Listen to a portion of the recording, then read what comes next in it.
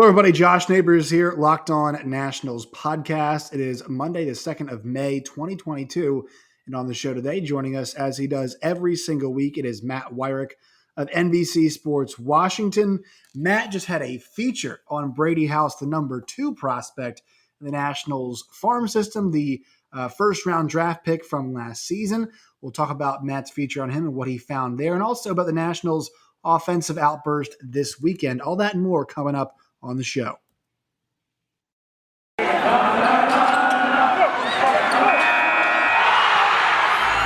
are Locked On Nationals, your daily Washington Nationals podcast, part of the Locked On Podcast Network, your team every day.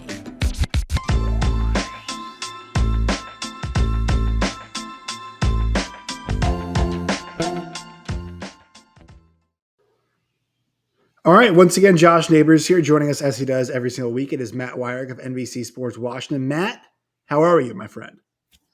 Doing well, Josh. Thanks for having me on. Good to be here. So you just did a feature on Brady House.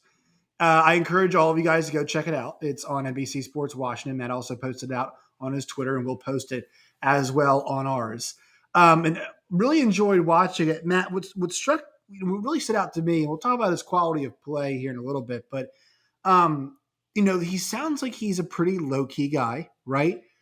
But you juxtapose that with the one thing that was really stuck out to me was his determination to still play shortstop, right? So this isn't somebody who's low-key and is like, yeah, man, I'll do whatever the team wants me to win. Sure, winning type player, but he really is dedicated to playing shortstop. And I kind of found that just kind of not saying those two things kind of butt heads, but I think it's kind of an interesting juxtaposition with the determination on one side, but kind of the laid back nature of who he is as a person on the other side of things.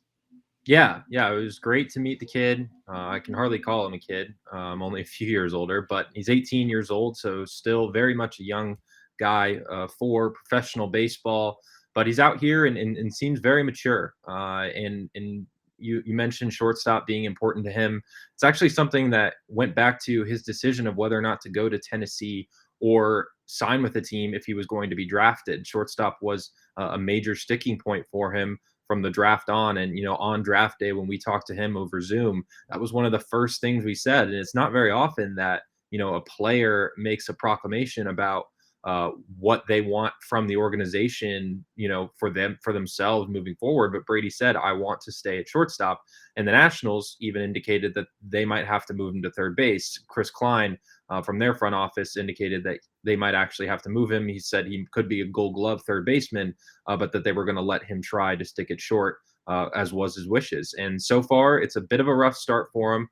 Does have 6 errors on the season. But he attributes that to just catching up to the speed of the game.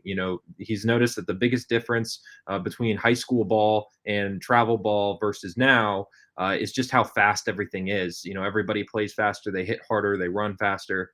And he's been kind of, adapting to that and playing in shortstop. That's a long throw over the diamond, especially when you're playing deep in the hole.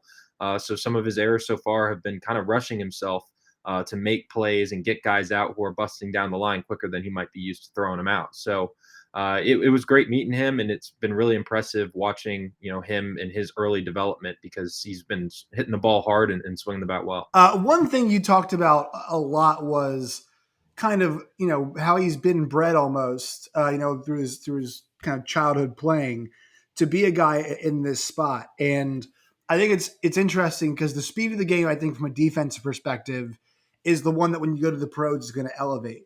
But his hitting, on the other hand, really has not. It's been great, in the pro leagues. Now, they say in college, where he was going to go play at the SEC, they usually equate SEC pitching. I think it was usually double A, I think is what the equation normally is, where when you're facing a lot of those guys in the SEC. But he was on the really high-end travel circuit, right? So he was seeing guys who probably like him were getting drafted or going to play at those, high-caliber schools. So did he talk about anything about the transition at the plate and why things have been pretty easy for him as he's now transitioned and done brilliantly so far in Fredericksburg? Well, he told me that from when he arrived in Florida last summer to where he is now, he really hasn't changed a whole lot of his swing. nor his approach. It's really about just been his coaches have been, hey, you know why you're here. You're a player who we believe in highly. They used a number 11 overall pick to draft him. So they don't want him to try to change anything from what he's been doing. So the whole focus for him at the plate, especially where he's been so successful throughout basically his entire life, is just keep on doing what you're doing. It's don't try to change too much. Don't try to adapt too quickly. Just go out there, and play the way you're used to playing. And if you need to make adjustments down the line, we'll make adjustments then. But so far, it's been all about, hey, just do what you do. And I think for him, like, it seems like it's not like too much too fast, right? The success isn't too much. And he made a really interesting comment about the number of people in the stadium. I thought was interesting. He's like, I couldn't tell you how many people are there. I smile when I read that, 'cause it's like, I think some people might say that. And it's one of those things we have to see, right? Like, it's going to be so much different when you're in the major leagues. And, the thing about Steven Strasburg's first game in the majors, like, how many people were there and how many people were anticipating and ready to see. I'm curious to see if he's somebody who's been saying that, and maybe at this point it's true. Are you curious to see, like, is that going to be the same guy that we see once he's, kind of getting close to the majors and people are pushing for that, and then we finally see him, whenever it is, in the big leagues for the Nats? Absolutely. I mean, it's funny that you pointed to Strasburg as an example, because when House does come up, the Nationals are going to be coming off of at least one, maybe two losing seasons. And he is going to kind of be part of the wave of, okay, the good times are coming. And that's exactly what Strasburg was when he first came up. Now, the Nationals had been really bad for really long, so it was a bit more pressure on Strasburg, especially being a number one overall pick, to come through and pitch as well as he did. But House is going to be faced with similar expectations when he does reach the majors, because the Nationals are not going to be, a contending team adding him to the mix. They're going to be a struggling team looking to cement its place on the way up, with House as a major part. So, he can just say that, he can say like, oh, I'm not really paying attention to the crowd, but from what other people have talked about him, his teammates, his coaches, it does seem like he's very grounded. He's somebody who, just puts his faith in his game, and only worries about the things that ultimately he can control, and tries not to let the pressure get to him too much. And that's exactly the kind of mindset that you're looking for from a first round pick. So, I'm looking right now at MLB Pipeline. They do such a good job over there. Obviously, we know, everybody should, or MLBprospects.com. We all should know, that this stuff is not gospel, right? The projected year that come up is not 100% always going to be the year we see these guys. And I think for some Nats fans, seeing the numbers, he's putting up, and it's A, but you're like, man, could it be faster than we think it is right now? They project him 2024, which, like, just, I know it sounds like a while off. That's not that far away. That's 2 seasons. Now, once again, injury, right? Positional things, hitting, all of this stuff could change. But I think at this point, that's an okay trajectory. I get concerned because I'm like 20 years old. Oh, yikes. It kind of makes, we all know Juan Soto is such an exception to the rule. He is not the rule. But man, this is, it's more than on schedule, right? 2024, even if he doesn't keep this pace up in the minors, if he shows, still quality at bats and quality hitting and all that stuff, as he goes along through the minors, 2024 feels like it's not out of the realm of possibility. Maybe it's September 2024, right?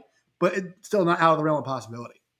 No, absolutely. I mean, House, just coming into his professional career, has already been kind of put on this path of high expectations. He's obviously a number 11 overall pick, first round, everything like that.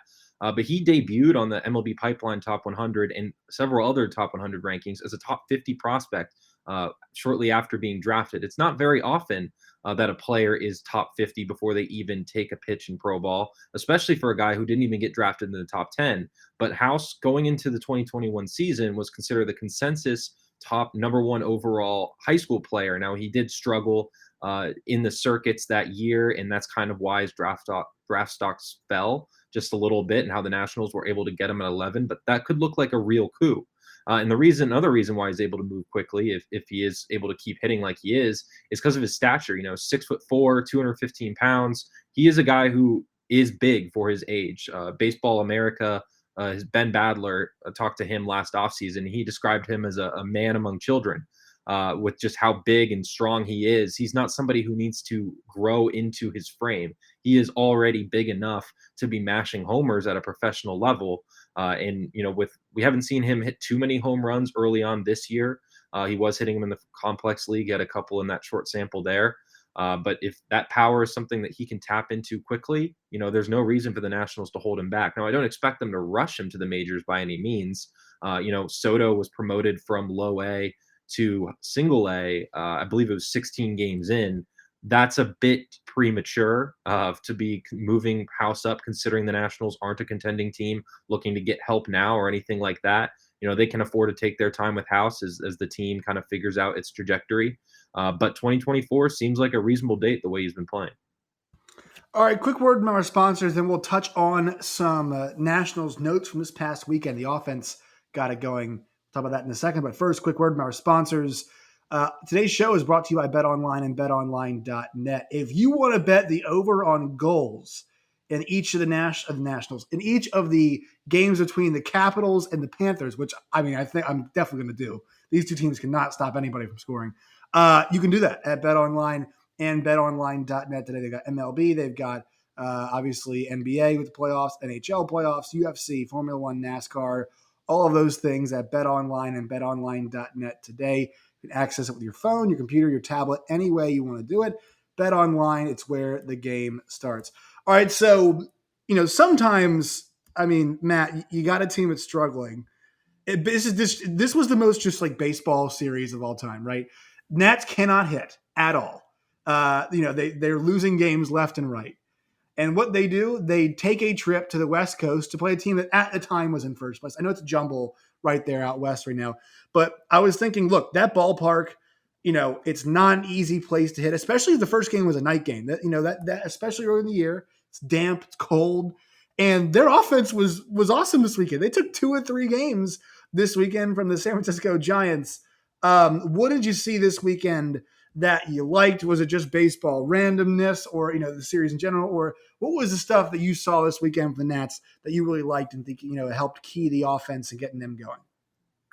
Yeah, we certainly weren't expecting the Nationals to come out and tear the cover off the ball this weekend. They had just come off an 8-game losing streak, all at home, mind you, and now they were about to go on this West Coast road trip that included 3 games against the Giants, who, like you mentioned, were first place in the NL West coming into the series. They had the most wins in Major League Baseball last year. They also had swept the Nationals during this past homestand.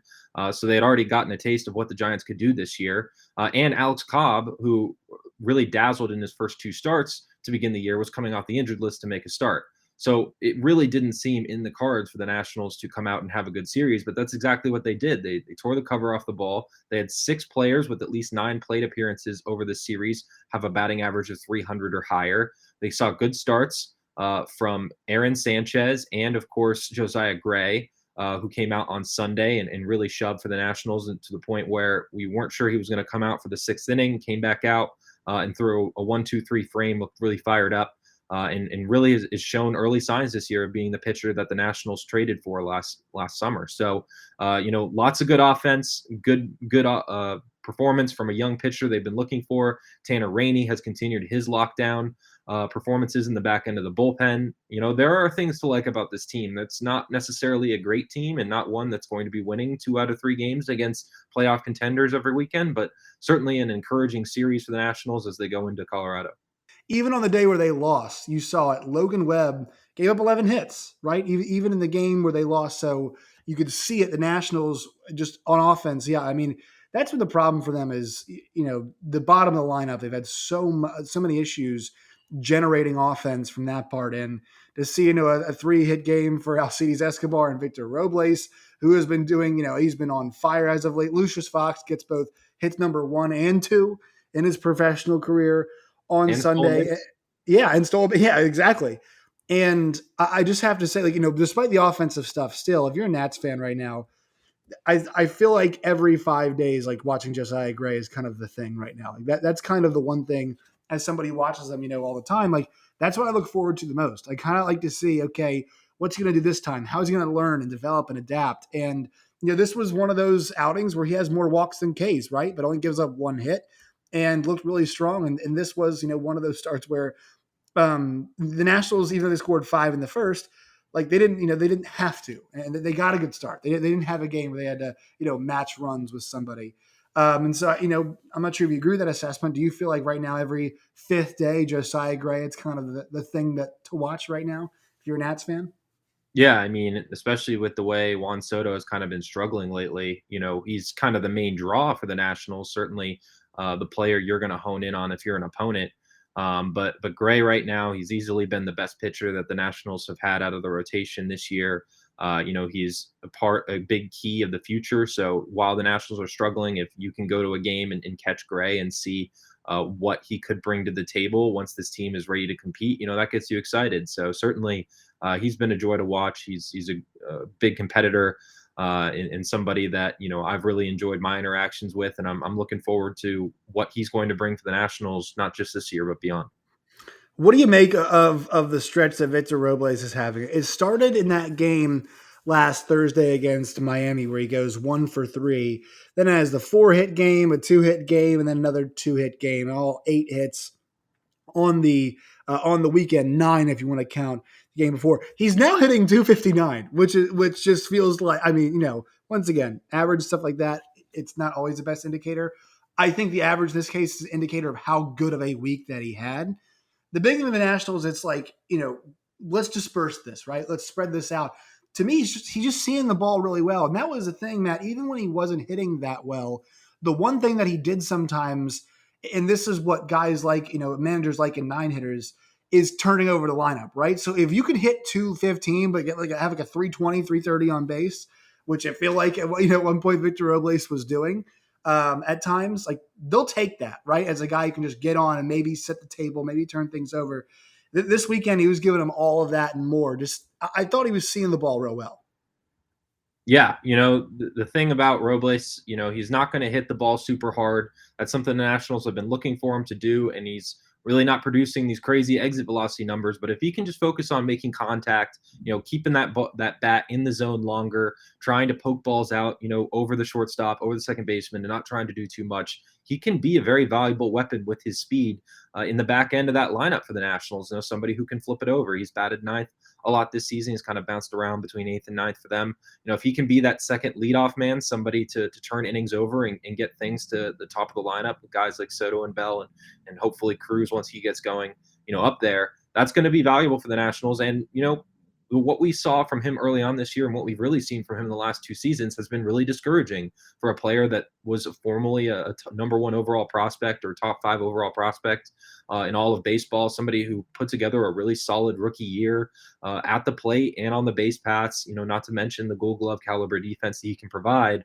For him to suddenly take 2 steps back over these last couple of seasons, it's something that the Nationals had to be mortified about for a player that they had so much promise in. So now they're letting him figure things out, and so far it's producing some good results for him lately. But the big challenge is going to be for him to show that this isn't just a phase and that he can put together a full season. And so far he's off to a good start. He's got his hands higher in his stance, and that's been really key for him for making better contact, being a little bit more free swinging as he described it. We'll see if he can continue to do it. So one guy we got to talk about, because you and I had mentioned, okay, who are these guys that could become assets for the Nationals down the line? And I don't necessarily know if we thought about Yadiel Hernandez, but this guy just hits. You had a really interesting. I forgot what the stat was. What was the stat you put out the other night about Yadiel and what he accomplished the other night? Because it hasn't just been one night, right? It's been he's a guy who's the 4th outfielder, right? So the reps are not going to be as even as they normally are. But look, through 50 plus ABs this season, he's hitting 340 and he's driven in 12 runs. So talk about his performance and also that stat you had the other night. Yeah, Yadiel Hernandez was just the 5th left fielder in Nationals history to have a 3-hit, 5 RBI game, joining guys like Soto. Ryan Church was on there, Josh Willingham, and Alfonso Soriano did it twice. So some pretty solid company, some guys who had some years, you could say, in a Nationals uniform out in left field. Hernandez is 34, so I don't know how big of a role he's going to play in their future.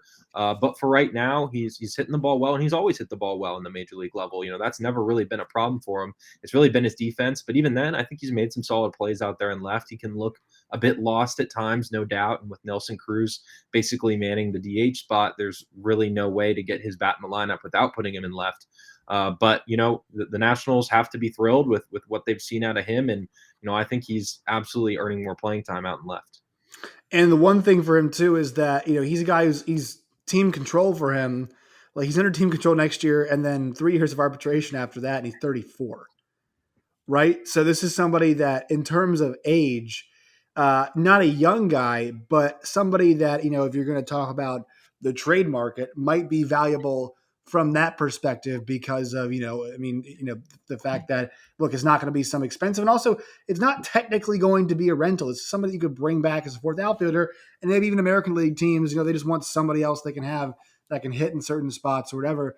I think he presents a valuable commodity. I mean, do you think if he keeps this up, the Nats will look to move him? Yeah, I think that Yadiel Hernandez certainly could be a player that the Nationals deal at the deadline. Obviously being 34, he's not going to play a huge role in their long-term plans. So honestly, he is kind of the perfect player for them to deal if he continues to swing the bat as well as he has. Like I said, he's a guy who's hit at every point throughout his major league career. And the Nationals being a team that is in rebuild mode, nobody can really be considered off the table other than Soto. So why not trade him if you can get something for him at the deadline? I think that he's brought a good clubhouse presence in the Nationals, while knowing that he can't play defense very well with the DH being on both sides of the baseball now. There's 15, 16 more suitors that are in there, could be in the market for his services. So we'll see if they can get anything for him. All right, Matt, that will do it for today's show. We appreciate your time. Where can people find you and all of your work and its variety? Yeah, you can check me out over on Twitter at @ByMattWeyrich or over at NBCSportsWashington.com. Matt Weyrich of NBC Sports Washington. Appreciate your time, Matt. Thank you so much. No problem, man. Thanks.